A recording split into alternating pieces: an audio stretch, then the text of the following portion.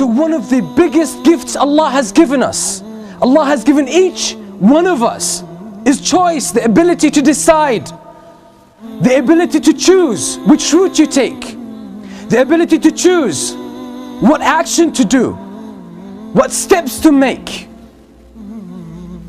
the ability to relate to things, how to understand the world around you, how to understand yourself, how to understand people around you, how to understand events that take place. All of this is a matter of decision. You're making decisions at every single moment of your life. But most of us have given up this gift, and we let the society choose for us. We let our culture choose for us. We let sometimes our friends and peers choose for us. We let our teachers choose for us. We let our parents choose for us. We let the TV choose for us. We let our politicians choose for us. But on the day of judgment, you will deal with the consequences of all those choices, whether you made them or let someone else take them for you. You will face the consequences on the day of judgment. You will stand before Allah subhanahu wa ta'ala alone.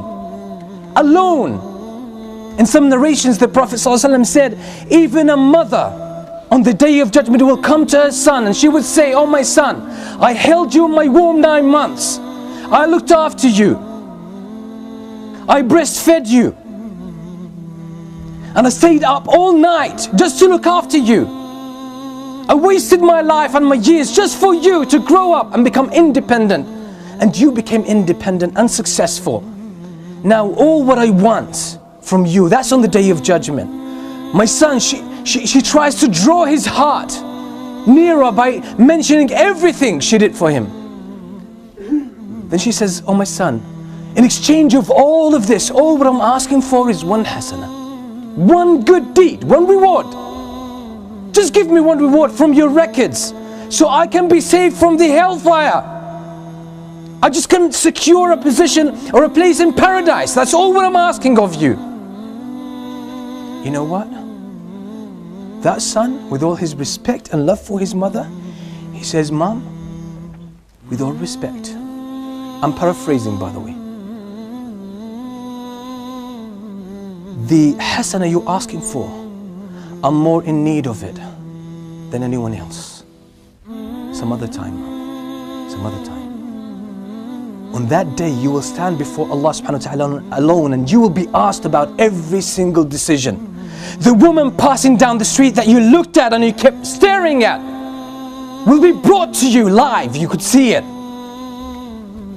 The moment you were alone and did something wrong, the moment you took some haram money that doesn't belong to you, the moment you dealt with riba, the moment you were backbiting someone or slandering someone, that moment, just before that moment, you had the ability to make a decision, either to engage in a sin or give it up and leave it. But you made the wrong decision, and it will come to you that moment. It will be placed and it will be manifested in front of your eyes when you're standing before Allah subhanahu wa ta'ala, and He will ask you about it. The moment the adhan was called, you know it's time for the prayer, and you didn't pray because you were engaged with something else. Any of these worldly matters, it will be brought to you and you will regret the decisions you made. When you listen to the whispers of shaitan, when you listen to the advice and the social evidence of your friends, of your family, of your culture, and you just flew with the tide, that moment will be brought to you and you will be asked about it, and you will feel so much pain about it.